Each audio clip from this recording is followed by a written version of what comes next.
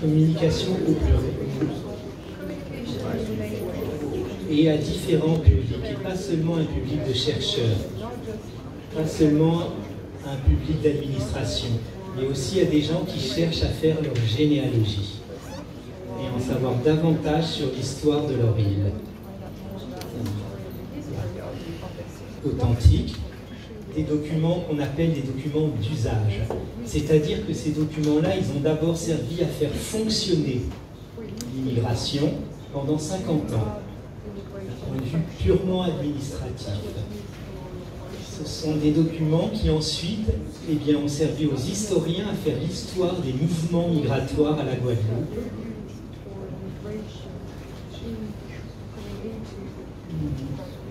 Et aujourd'hui, ce sont aussi, je pense, des éléments constitutifs de la mémoire individuelle et collective de la Guadeloupe.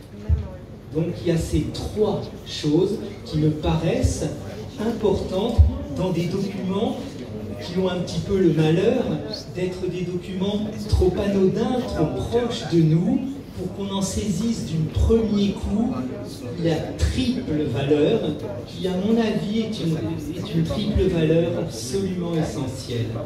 Vous voyez ce premier document, après j'irai plus vite, mais ce premier document, il explique pourquoi on a eu des recours à authentique, 1848, à Bouillante. C'est tout simplement le nom patronymique donné aux anciens esclaves. S'il n'y avait pas eu ça, il n'y aurait pas eu d'engagisme indien. Donc c'est vraiment la base.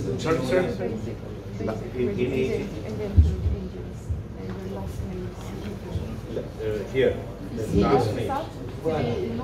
Et c'est tout simplement que l'on a donné un nom patronymique, un nom de famille à des anciens esclaves qui devenaient des nouveaux citoyens.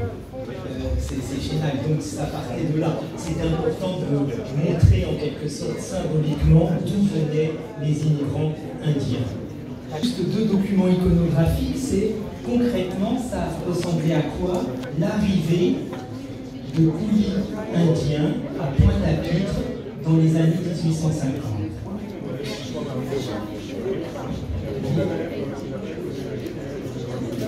Donc c'est le décompte des engagés qui attendent d'être récupérés par les engagistes. Le cœur de la réflexion sur retracer les racines à travers des documents iconographiques. Alors, juste un mot, parce que ça on va passer, mais c'est un document administratif, c'est la plus haute autorité à l'époque, dont là je pense, et ce sont les registres de naissance. Et là, vous voyez, vous avez Marie.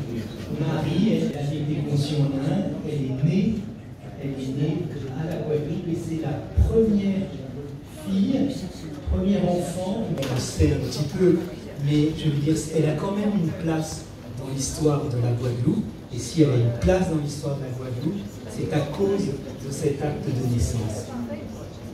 Elle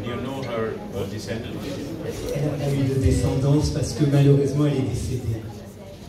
68, qui présente l'intérêt 1868.